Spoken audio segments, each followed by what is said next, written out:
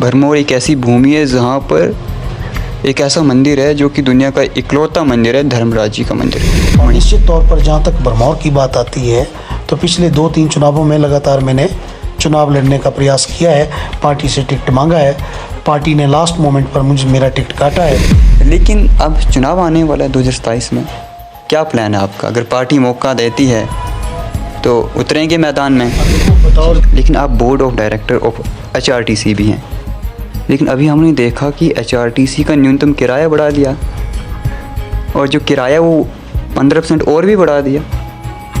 तो आपको नहीं लगता आप थोड़ा गलत कर रहे हो लोगों के साथ? रूट का नाम क्या है? रूट है हमारा Bharara to Chamba and Chamba to Bharada.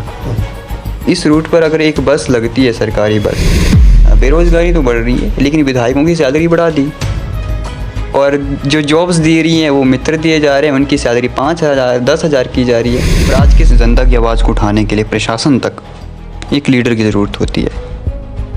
तो क्या अभी तक वैसा लीडर मिल पाया है चंबा? या जस्ट बिलीव इट कि अगर आपको आने वाले समय में शिक्षा मंत्री बना दिया जाता है तो क्या विजन रहेगा, क्या प्रायोरिटीज़ रहेगी? हमने बात की टीचर्स की, अधिकारी की भी की, but what about the politicians? उनके बच्चे भी तो विदेशों में पढ़ते हैं। असेसमेंट करके जाते हैं चंबा की, बावजूद उसके चंबा के लिए बहुत कुछ नहीं मिलता है। ये दुर्भाग्यपूर्ण है कि चंबा से कोई ऐसा नेता निकले अब जो केंद्र से लेकर के प्रदेश में जिसकी पूरी धमक हो। और आप चंबा ज़िले के जिलाध्यक्ष हो, जो पिछड़ा क्षेत्र है कई समय से। तो सवाल ये है कि क्यों है पिछड़ा आखिर?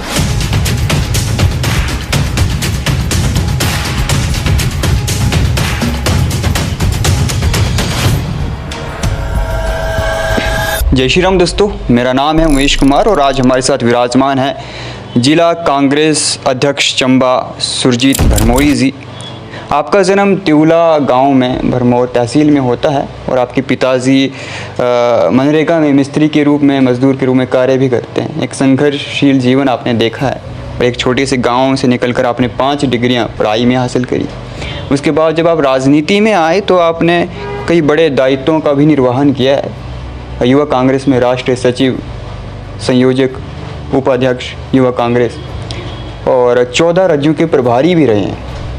इसके अलावा अभी जो राहुल गांधी जी के द्वारा दायित्व दे गए जिला कांग्रेस अध्यक्ष के हिमाचल में, तो उसमें सबसे युवा जो कांग्रेस के अध्यक्ष हैं वह आप हैं। और अभी हमारे अनुराग शर्मा जी राज्यसभा सांसद के रूप में गए, तो उस पटल में भी अगर दूसरे स्थान पर किसी का नाम हमने देखा तो आपका था। तो अनुराग शर्मा का नाम पैनल में शामिल था। दूसरा नाम चंबा जिला कांग्रेस अध्यक्ष सुरजीत भरमौरी का नाम इसमें शामिल किया गया था। उसमें दलील थी। जानना चाहेंगे कि आखिर किस प्रकार से आपकी ये जर्नी रही है।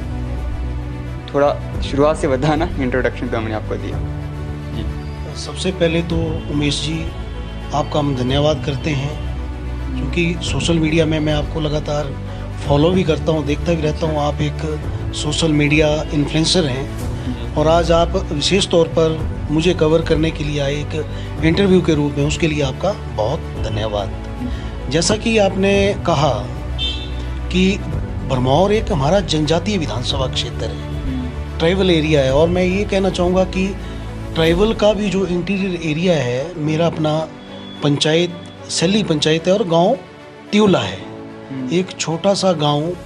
वहाँ से निकल करके मेरे पिताजी, जैसा कि आपने भी कहा कि एक मनरेगा पृष्ठभूमि परिवार से मैं संबंध रखता हूँ। जब आपका यहाँ पर स्वागत हो रहा था तो उस दिन भी आपने अपने पिताजी का वो जॉब कार्ड दिखाया, तो उसे देखने के बाद मुझे लगा कि अगर एक इंसान इतने छोटे से गांव से निकलकर विदाउट एनी पॉलिटिकल बैकग्राउंड यहाँ तक पहुँच सकता है, तो वाकई में इंसान चाहे तो कुछ भी कर सकता है। पॉलिटिकल आइडियोलॉजीज डिफरेंट हो सकती है, लेकिन अगर इंसान ने स्ट्रगल किया है और स्ट्रगल करके यहाँ पहुँच रहा है तो हमें उनको कवर ज़रूर करना चाहिए, उनकी जर्नी लोगों तक ज़रूर पहुँचानी चाहिए। निश्चित तौर पर मैं आपको बता रहा था कि एक छोटे से गांव से हमारा सफ़र शुरू होता है।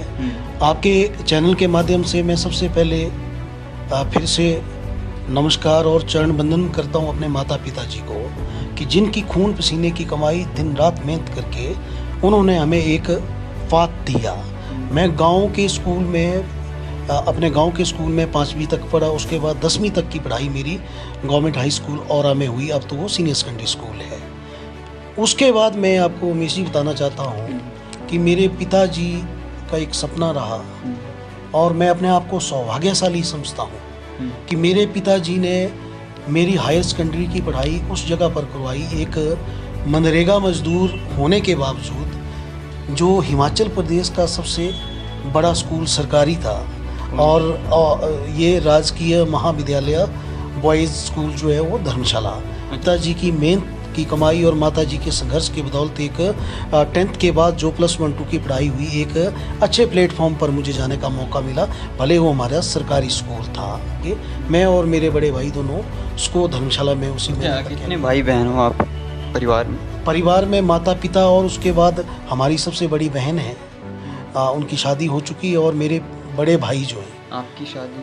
हाँ, मेरी शादी भी हो चुकी है। मेरे बड़े भैया जो हैं वो अभी सरकारी स्कूल में JBT टीचर लगे हुए हैं, और मैं जो हूँ अभी राजनीति में हूँ, पढ़ाई करने के बाद राजनीति में हूँ, गांव से निकल करके, ये कहना चाहता हूँ। जी, आप राजनीति में आ चुके हैं, भरमौर क्षेत्र से आप संबंध रखते हैं। भरमौर एक शिव भूमि है। भरमौर एक ऐसी भूमि है जहाँ पर एक ऐसा मंदिर है जो कि दुनिया का इकलौता मंदिर है, धर्मराज जी का मंदिर।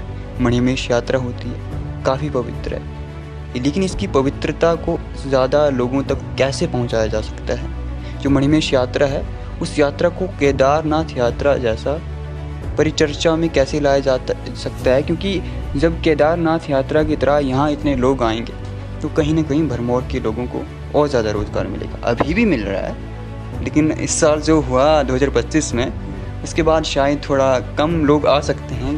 अब उसके पीछे जो भी कारण थे वो प्राकृतिक थे, धार्मिक थे, वो अलग बात है। लेकिन आप अपने स्तर पर ऐसा क्या विज़न है, क्या करना चाहते हैं भरमौर के लिए? क्योंकि एक क्षेत्र के साथ अपनी भावनाएं जुड़ी होती है, एक लगाव होता है। निश्चित तौर पर आपने भोले बाबा मणिमहेश जी को जिक्र यहाँ पर किया।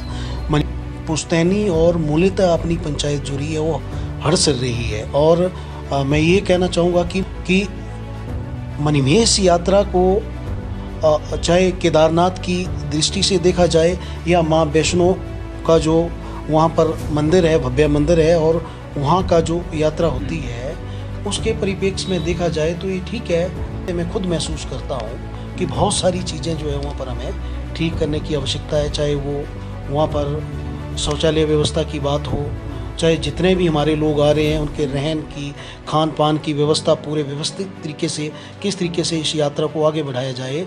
तो निश्चित तौर पर एक प्रयास है, और हम सोच रखते हैं कि जब भी बड़े लेवल पर हमें मौका मिलेगा तो निश्चित तौर पर चाहे केंद्र सरकार से चाहे हिमाचल प्रदेश सरकार से हम एक विज़न डॉक्यूमेंट बना करके इस यात्रा को केदारनाथ की यात्रा के साथ जोड़ना चाहेंगे।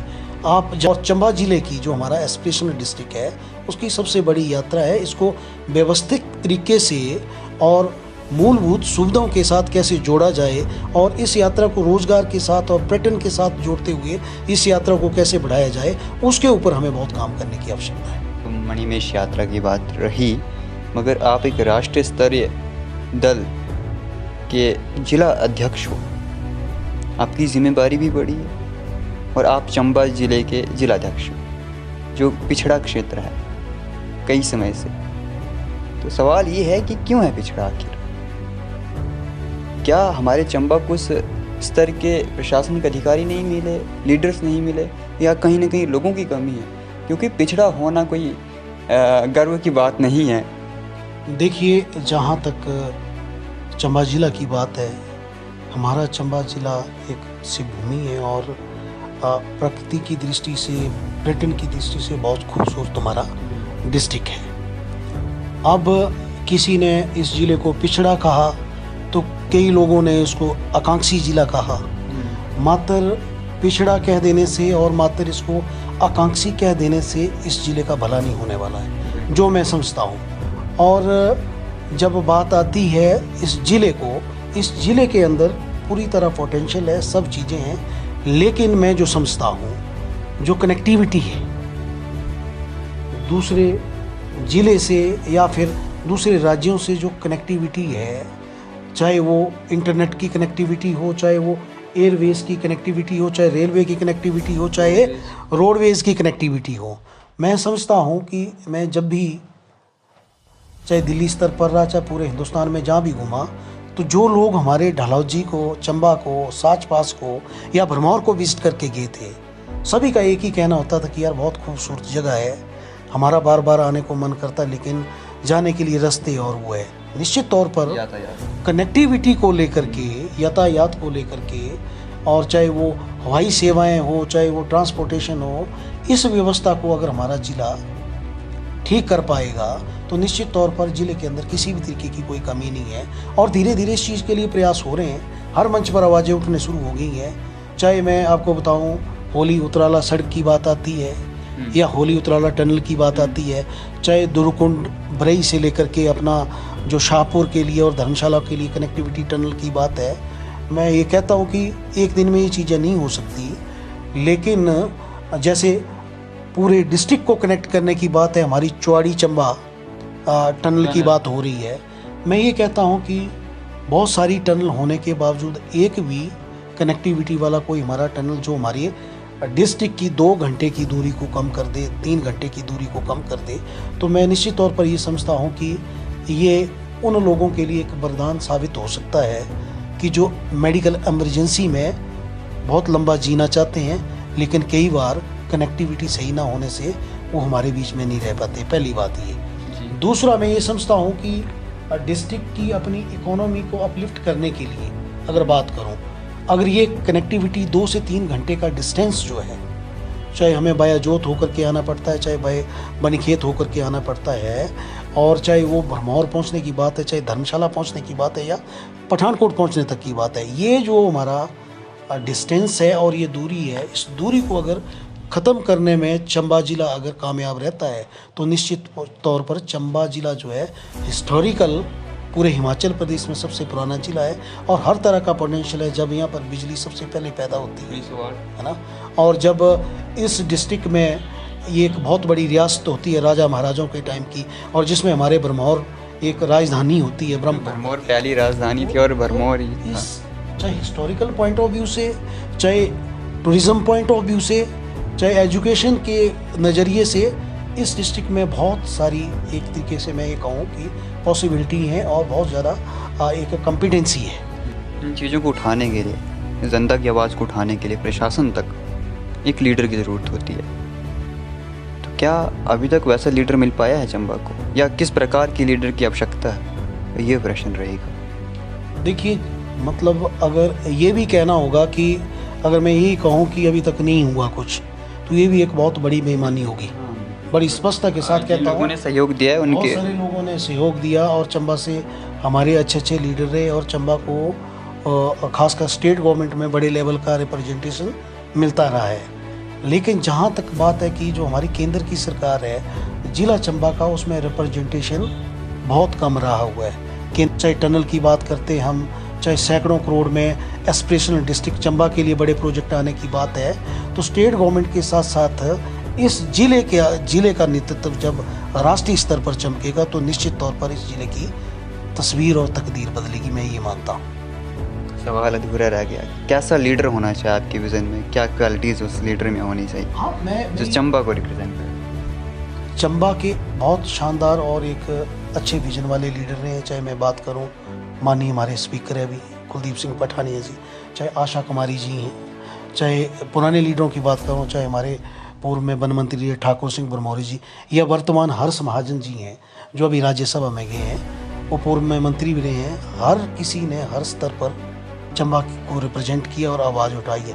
मैं यही कहना चाहता हूँ कि चंबा से कोई ऐसा नेता निकले अब जो केंद्र से लेकर के प्रदेश में जिसकी पूरी धमक हो और चंबा डिस्ट्रिक्ट के लिए विशेष तौर पर कोई बड़ा पैकेज आए, क्योंकि एस्पिरेशनल डिस्ट्रिक्ट है और एस्पिरेशनल डिस्ट्रिक्ट मात्र नाम से नहीं। मैं आपके माध्यम से कहना चाहता हूँ कि हमें बहुत अच्छा लगा जब पिछली बार शायद 6 महीने पहले केंद्रीय स्वास्थ्य मंत्री जी चंबा आए थे, जेपी नड्डा जी, जो कि इस टाइम भारत में जो रूलिंग गवर्नमेंट है हमारी केंद्र में, उस पार्टी के राष्ट्रीय अध्यक्ष भी थे। लेकिन समस्या सबसे बड़ी ये होती है कि हर तरह का यहाँ पर प्रेजेंटेशन होता है, हर तरह के डाटा को स्टडी करके जाते हैं, लेकिन केंद्रीय मंत्री चंबा में बैठ करके पूरा असेसमेंट करके जाते हैं चंबा की, बावजूद उसके चंबा के लिए बहुत कुछ नहीं मिलता है। ये दुर्भाग्यपूर्ण है। केंद्रीय मंत्री के लिए 200-300 करोड़ रुपया जो होता है किसी भी क्षेत्र के लिए, वो भी एस्पिरेशनल डिस्ट्रिक्ट के लिए, और आपको ये बताना चाहता हूँ कि एस्पिरेशनल डिस्ट्रिक्ट जो है विशेषकर वो एजुकेशन, हेल्थ और एग्रीकल्चर के ऊपर फोकस है। तो जब देश के स्वास्थ्य मंत्री यहाँ पर आते हैं तो चंबा जिला का स्वास्थ्य में कुछ सुधार के लिए उनको कोई ना कोई अपना विशेष योगदान दे करके देना चाहिए था उस समय, पर दिया नहीं। सवाल यही था स्वास्थ्य का कि पिछले कई समय से जो स्वास्थ्य है वो चंबा का चरमरा चुका है, नहीं है उस स्तर पर जिस स्तर पर जिला स्तर का स्वास्थ्य होना चाहिए। एस्पिरेशनल है क्योंकि मूलभूत सुविधाएं ही हमें नहीं मिल पा रही हैं, चाहे स्वास्थ्य की बात हो, शिक्षा की बात हो, सड़क की बात हो। तो क्या कुछ विज़न है आपका इस सब को लेकर? देखिए यही कहना, उम्मीदें आपसे भी, आप युवा हैं, जिला अध्यक्ष हैं, आने वाले समय में बड़े बड़े ओहदों पर जाएंगे। हम यही कहते हैं कि जो कनेक्टिविटी वाला मैंने पॉइंट आपको बोला था, वो अगर पॉइंट है बिल्कुल। कनेक्टिविटी से कनेक्टिविटी पॉइंट ऑफ व्यू से हमारे डिस्ट्रिक्ट चंबा की दूरी अगर कम होती है तो निश्चित तौर पर, चाहे मैं हेल्थ की बात करूं, चाहे बात की जाए आपकी एजुकेशन की, चाहे बात की जाए पर्यटन की, ये सब चीज़ें ऑटोमेटिकली चल करके आएगी। जहाँ तक आपने विजन की बात की तो निश्चित तौर पर बड़े पटल पर, प्लेटफॉर्म पर हम संघर्षरत है जाएंगे और चंबा की आवाज़ को इस तरीके से बुलंद करेंगे और चंबा को इस श्रेणी में आगे ले जाने की सोच रखते हैं कि ये हमारा एस्पिरेशनल डिस्ट्रिक्ट जो है आने वाले समय में इंस्पिरेशनल डिस्ट्रिक्ट बने, एक प्रेरणा बने। ये लाइन होनी चाहिए। ये प्रेरणा बने कि चंबा में हमारे में किसी भी तरह की कोई कमी नहीं है, लेकिन जो मूलभूत फैसिलिटीज़ के लिए प्रदेश स्तर की सरकार है चाहे केंद्र स्तर की सरकार है, आज हम अपनी सरकार में भी पूरे जोर शोर के साथ चंबा की आवाज़ उठाते हैं, चाहे वो हेल्थ को लेकर के है, चाहे एजुकेशन को लेकर के है। तो निश्चित तौर पर धीरे धीरे सब चीज़ें ठीक होगी, जिसके लिए हम भी पूरी तरह से खड़े हैं। चंबा की जो अधिकतर जनता है वो गांव की है, शहर की बहुत कम है। आप भी गांव से हैं, मैं भी गांव से हूँ, और आपकी शिक्षा शहर में हुई है। आपने जैसे गांव में हुई जो हायर एजुकेशन की बात कर रहा हूँ मैं, हायर एजुकेशन शहर में हुई है, तो अगर वही एजुकेशन उस लेवल की चंबा में होती तो आप क्यों जाते बाहर? अभी रिसेंटली MBA MCA जैसे कोर्सेज हमारे कॉलेज में शुरू हुए हैं, जबकि ये कॉलेज बना कब था? 1958 में।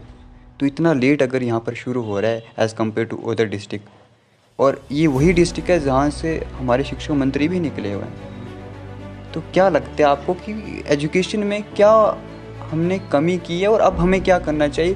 क्योंकि और यूनिवर्सिटी भी नहीं है चंबा में कोई, चाहे प्राइवेट यूनिवर्सिटी की बात करें, क्या कुछ होना चाहिए एजुकेशन में? क्योंकि आपने खुद एजुकेशन इतनी करी है, 5 डिग्रियां आपने करी है। तो देखिए, शिक्षा के ऊपर मैं ये कहना चाहूँगा, बिल्कुल ठीक कहते हैं कि एजुकेशन ही एक वो वेपन है जो बिल्कुल जो हर किसी को आगे बढ़ने के लिए एक प्रेरणा है और मौका मिलता है। मैं ये कहना चाहूँगा कि जहाँ तक एजुकेशन इंस्टीट्यूट और फैसिलिटी की बात की आपने, तो एक समय था कि हम ये भी अनुमान नहीं लगाते थे कि चंबा में मेडिकल कॉलेज भी होगा, पर आज हमें इस चीज़ की खुशी है कि चंबा में मेडिकल कॉलेज है और अदर स्टेट से और डिस्ट्रिक्ट के दूसरे डिस्ट्रिक्ट से भी यहाँ पर हमारे जो नौजवान लोग हैं वो डॉक्टरी करने के लिए आ रहे हैं। वैसे ही मैं ये कहना चाहता हूँ कि इस मंच से मैं अपनी सरकार का धन्यवाद करता हूँ कि एक स्किल डेवलपमेंट यूनिवर्सिटी की बात हुई है जो भटियात में खोले जाने की बात है, और निश्चित तौर पर जो है हाँ, भटियात में जहाँ पर एरिया अवेलेबल होगा, हमारा चंबा डिस्ट्रिक्ट का पार्ट है, तो वहाँ पर एक बहुत बड़ा स्किल डेवलपमेंट और स्किल यूनिवर्सिटी से लेकर के, और उसमें कई प्रकार के अन्य कोर्सेज भी होंगे AI से जुड़े हुए, चाहे स्किल डेवलपमेंट के पूरे वो हिमाचल प्रदेश का बहुत बड़ा इंस्टीट्यूट जो है वो हमारे चंबा डिस्ट्रिक्ट को मिलने जा रहा है। उसके लिए माननीय मुख्यमंत्री जी और हमारे जो विधानसभा अध्यक्ष हैं माननीय कुलदीप सिंह पटानिया जी पूरी तरह से प्रयासरत हैं, और वो यूनिवर्सिटी जो है वो हमारे चंबा डिस्ट्रिक्ट में ही बनेगी। जस्ट बिलीव इट कि अगर आपको आने वाले समय में शिक्षा मंत्री बना दिया जाता है तो क्या विजन रहेगा, क्या प्रायोरिटीज़ रहेगी आपकी? आप सरकार में आ सकते हो, बिल्कुल राजनीति में है, it is possible, not a big. मेरा सबसे पहला ये होगा कि जितने भी गवर्नमेंट एम्प्लॉयज़ हैं हमारे, आज सबसे बड़ा समस्या ये आ गई कि प्राइवेट स्कूल की तरफ पलायन हो रहा है और सरकारी स्कूल में इनरोलमेंट जो है वो कम हो रही है। आप इंफ्रास्ट्रक्चर की बात करें तो सरकारी स्कूल के बड़े बड़े इंफ्रास्ट्रक्चर, चाहे कॉलेज है, चाहे इंस्टीट्यूट हैं, चाहे सीनियर सेकेंडरी स्कूल हैं, पूरी तरह खाली हो गए हैं। लेकिन देखा देखी में ये हो रहा है कि पड़ोसी का बच्चा अगर टाई पहन करके इंग्लिश स्कूल में पढ़ रहा है तो मैं कितना भी गरीब क्यों नहीं हूँ, मेरा बच्चा भी इंग्लिश स्कूल में पढ़े। इस प्रथा को ख़त्म करने के लिए सबसे पहले ये किया जाएगा कि जितने भी एटलीस्ट टीचर हैं जो सरकारी स्कूल में अपनी सेवाएं दे रहे हैं, चाहे वो जेबीटी टीचर के रूप में, चाहे वो लेक्चरर के रूप में, चाहे वो टीचडी के रूप में, चाहे प्रोफेसर के रूप में, मैं चाहूँगा कि सबसे पहले वो खुद एक एग्जाम्पल सेट करें कि उन सभी के बच्चे उन सरकारी स्कूलों में पढ़े। जब एक डिप्टी कमिश्नर का बच्चा और एक प्रोफेसर का बच्चा और एक पढ़ाने वाले टीचर का बच्चा उस डेस्क के ऊपर या उस टाट के ऊपर पढ़ेगा तो मुझे लगता है कि अपने आप उस शिक्षा व्यवस्था में बहुत मूलभूत चेंज आएगा। और जहाँ तक बात है कि ग्रामीण क्षेत्रों में, आज मैं बताऊँ, मैं भरमौर विधानसभा क्षेत्र से आता हूँ। पांगी में, भरमौर में, तीसा में, चुरा में या इंटीरियर ट्राइबल और हार्ड एरिया जो है वहाँ पर अध्यापकों की बहुत सारी कमी है। अभी नीरज नेहरू जी हमारे कॉलेज आए, उनका भाषण था, उन्होंने कहा कि बॉयज़ स्कूल की स्ट्रेंथ 800 है, गर्ल्स स्कूल की 700 है। और जब उनकी बात रोहित ठाकुर जी से होती है, आदरणीय शिक्षा मंत्री, तो उन्होंने कहा कि वहाँ के स्कूलों की स्ट्रेंथ 150-200 होती है और वहाँ पर टीचर्स 10, 11, 12 होते हैं और यहाँ पर 2-3। तो मतलब उन 10-11 टीचर्स की जो फैसिलिटीज़ है, जो बेनिफिट है, वो केवल 150 को मिल रहा है। और लेकिन वही टीचर्स यहाँ हों तो उन 10-11 टीचर्स का बेनिफिट कितने स्टूडेंट्स को मिलेगा? तो टीचर्स की कमी है। और मैं आपको पूछना चाहता हूँ कि जो हेडक्वार्टर में, वो जरूरी नहीं चंबा में भी, कहीं भी हेडक्वार्टर में जो स्कूल हैं, जो अध्यापकों से भरे हैं, बच्चों से भरे हैं, आप वहाँ पर अगर सर्वे करेंगे ना कि उन अध्यापकों के बच्चे उस स्कूल में बहुत कम पढ़ रहे होंगे। मैं ये नहीं कहूँगा, चाहे हर सब्जेक्ट का लेक्चरर वहाँ पर अवेलेबल है। और आप ये सर्वे करिए, चाहे चंबा गर्ल्स स्कूल में, बॉयज़ स्कूल में, या फिर धर्मशाला का हेडक्वार्टर है, चाहे शिमला का हेडक्वार्टर है, जहाँ पर सरकारी लेक्चरर वगैरह लगे हुए हैं, उनके बच्चे क्या उन स्कूलों में they know the reality that what they do in the institution. इसलिए मैं ये कहना चाहता हूँ कि हम खुद सरकारी टाट पट्टी के स्कूल से पढ़ करके निकले। एक पीड़ा है कि आज वो स्कूल खाली हो रहे हैं जिस स्कूलों से हम पढ़ करके आए, और सरकार स्तर पर पूरा एनरोलमेंट को ठीक करने के लिए और जो बिल्कुल खाली हो चुके स्कूल उनको बंद किया जा रहा है। वो ठीक है कि जहाँ भी एजुकेशन मिले सरकारी स्कूल में गुणवत्ता आधारित मिले, लेकिन ये सच्चाई है कि वो स्कूल तब तक नहीं भर सकते जब तक पढ़ाने वाला जो है उनके बच्चे भी उन स्कूल में नहीं पढ़ेंगे। ये मुझे पता है कि ये मुश्किल निर्णय है, लेकिन अगर ये निर्णय हो जाए तो सरकारी स्कूल की व्यवस्था जो है वो फिर से ऊपर उठेगी। आपने बात की टीचर्स की, अधिकारी की भी की, but what about the politicians?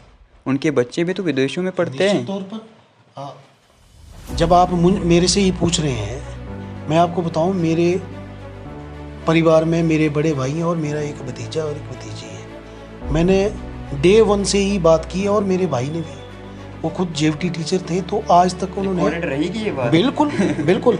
मेरे जो बड़े भैया हैं उनके बच्चे उनके स्कूल में ही पढ़े, जीपीएस तिवला में।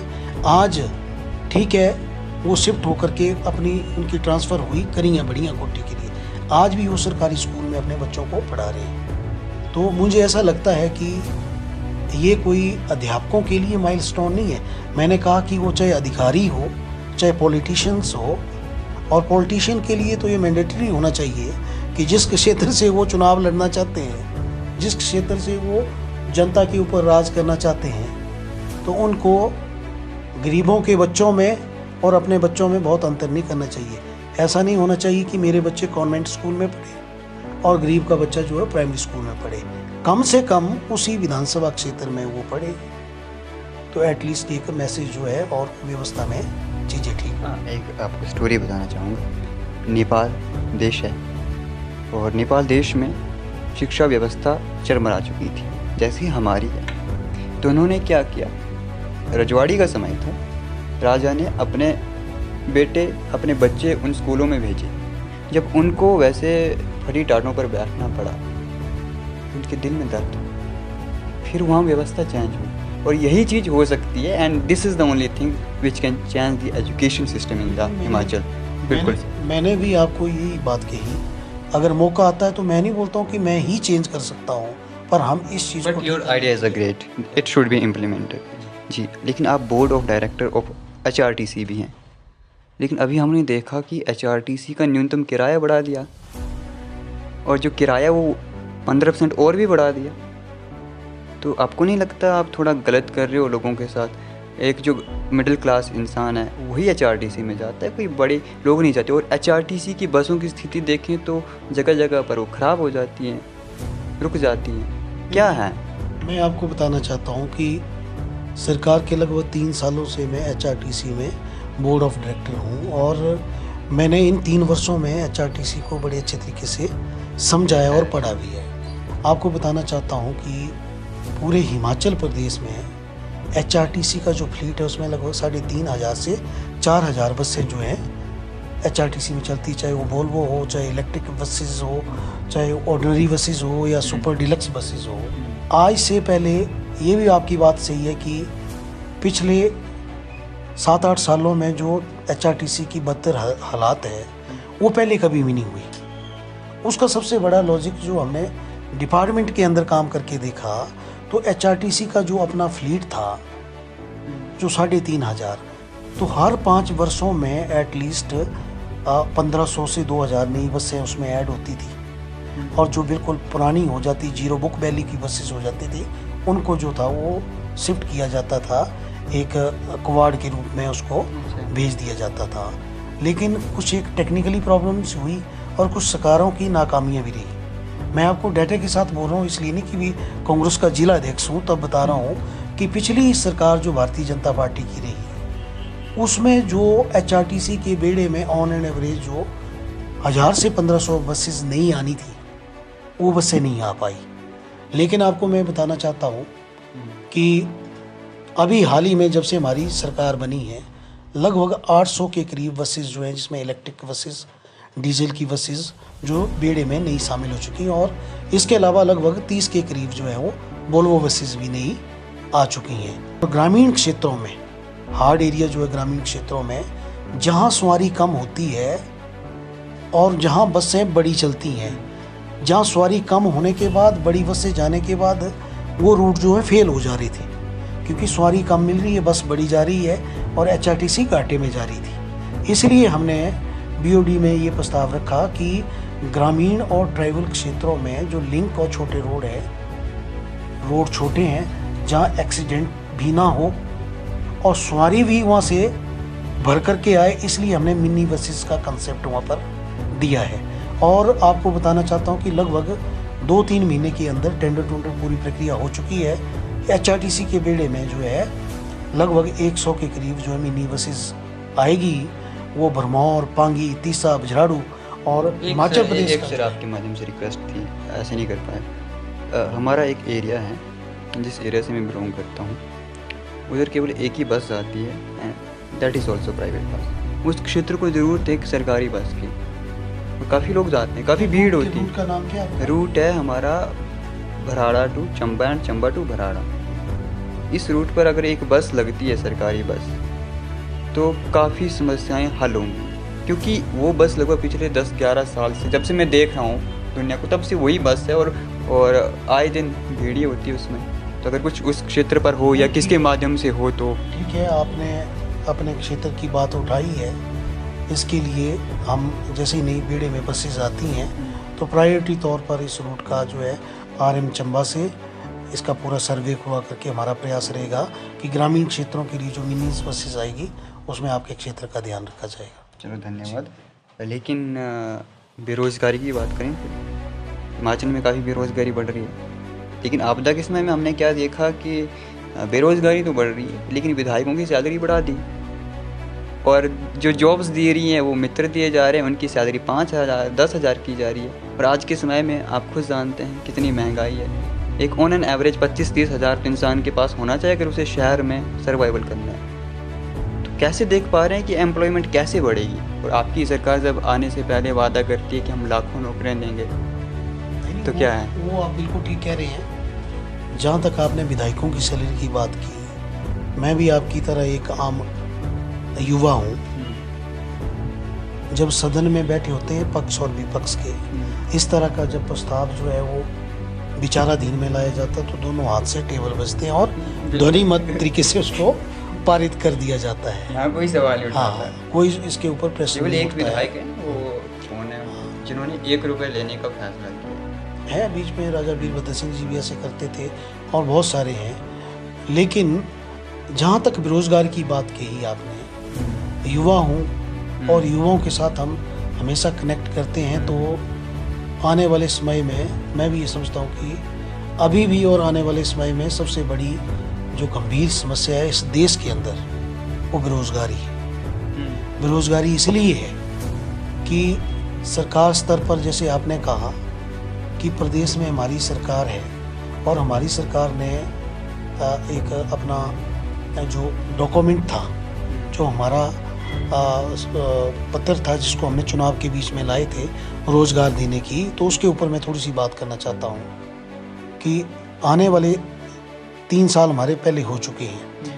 5 सालों में हमने जो कमिटमेंट की थी, अभी आपने देखा होगा कि जो पिछली कैबिनेट हुई उसमें भी लगभग 1,500 के करीब जो है वो हम सरकारी पदों पर भर्ती करने जा रहे हैं। गाँव में हमारे से प्रश्न कर रहे हैं लोग कि स्टाफ की कमी है, हर एक चीज़ की कमी है, चाहे स्कूलों में स्टाफ की कमी है, चाहे पीएससी में स्टाफ की कमी है। तो समस्या ये है, एग्रीकल्चर और हॉर्टिकल्चर में बहुत सारे स्टाफ की कमी है, तो भर्ती ना हो पाना एक बहुत बड़ा एक चैलेंज रहा उस चीज़ में। इस गैप को कंप्लीट करने के लिए अब प्रयासरत है सरकार, और निश्चित तौर पर जितना हो पाएगा वो रोज़गार जो है कमिटमेंट के अनुसार वो होगा ही होगा। लेकिन मैं आपको ये बताना चाहता हूँ कि Himachal Pradesh special category state है, जिसमें 90% जो बजट है वो केंद्र के ऊपर निर्भर करता है, 10% हमारे अपने रिसोर्सेज रहते हैं। और केंद्र में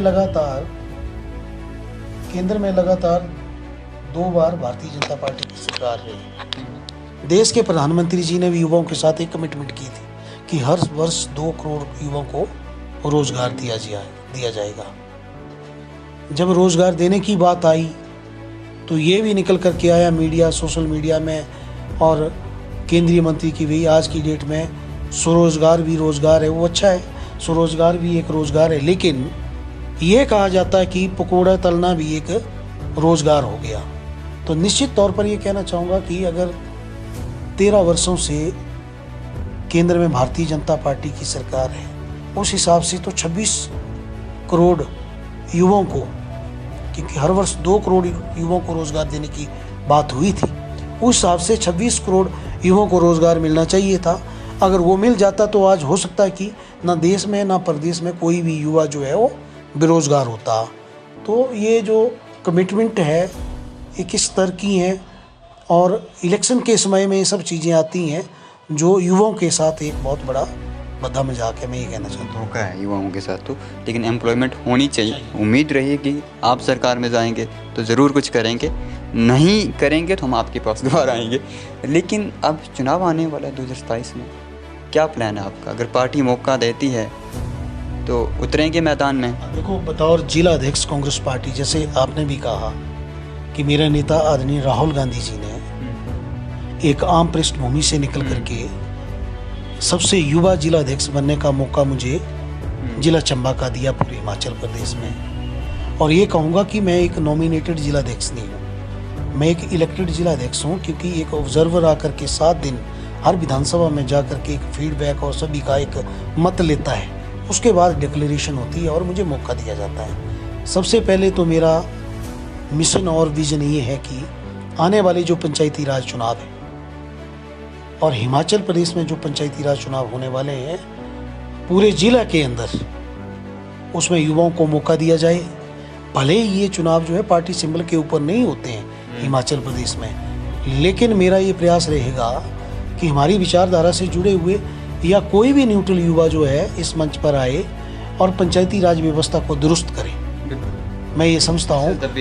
रही बात वर्ष 2027 में विधानसभा चुनाव की, तो पार्टी हाईकमान ने मुझे इतना बड़ा दायित्व दिया है कि मैं जिला अध्यक्ष हूँ। चंबा की जिला के 5 की 5 विधानसभा क्षेत्र में पार्टी का संगठन रीऑर्गेनाइज करके फिर से खड़ा करना है। बाकी आप जानते ही हैं कि इससे पहले संगठन हमारा किस लेवल पर है, उसके लिए हम प्रयासरत हैं कि संगठन खड़ा हो। और संगठन खड़ा होने के साथ साथ मैं पहले भी कहता हूँ कि जैसा कि आपने अभी भी कहा कि जब हिमाचल प्रदेश से राज्यसभा की बात आती है, हमने तो इतना बड़ा कभी सोचा भी नहीं था। हमारे पार्टी शीर्ष नेतृत्व द्वारा जो पैनल तैयार किया गया उसमें अनुराग शर्मा जी के साथ दूसरे नंबर पर मेरा नाम डाला जाता है। बहुत बड़ी बात है। और राज्यसभा सबसे बड़ा उच्च सदन है हमारा। उसके लिए अगर पार्टी नेतृत्व और हमारे शीर्ष नेतृत्व इस चीज़ को समझ रहा है, तो मेरा तो पहला ही प्रश्न है और लास्ट प्रश्न यही है कि संगठन के रूप में मैंने खासकर बात करूं छात्र राजनीति में, तो कैंपस से लेकर के राष्ट्रीय स्तर तक मैंने एक आम पृष्ठभूमि से निकल करके पार्टी के लिए काम किया है। उसके बाद जब मैं NSY से पास आउट होता हूं, तो युवा कांग्रेस में मैंने बूथ से लेकर के राष्ट्रीय स्तर तक काम किया है। और निश्चित तौर पर जहां तक भरमौर की बात आती है, तो पिछले 2-3 चुनावों में लगातार मैंने चुनाव लड़ने का प्रयास किया है, पार्टी से टिकट मांगा है। पार्टी ने लास्ट मोमेंट पर मुझे मेरा टिकट काटा है। उससे भी ज़्यादा मुझे जिम्मेदारी पार्टी ने दी है। पार्टी चाहेगी तो मैं चुनाव लड़ूंगा। तो ये हमारे साथ सुरजीत भरमौरी जी थे और बहुत अच्छा लगा आपसे बात कर। आपने इतना समय दिया जिलाध्यक्ष होने के बावजूद भी। उम्मीद रहेगी कि आपको टिकट मिले। उम्मीद यही रहेगी कि युवाओं की मांगों को, युवाओं की समस्याओं को आप ना भूलें और जिस प्रकार से आपने संघर्ष किया है अपने जीवन में, उसको याद रख कर लोगों के लिए काम करें। बाकी धन्यवाद आज के लिए।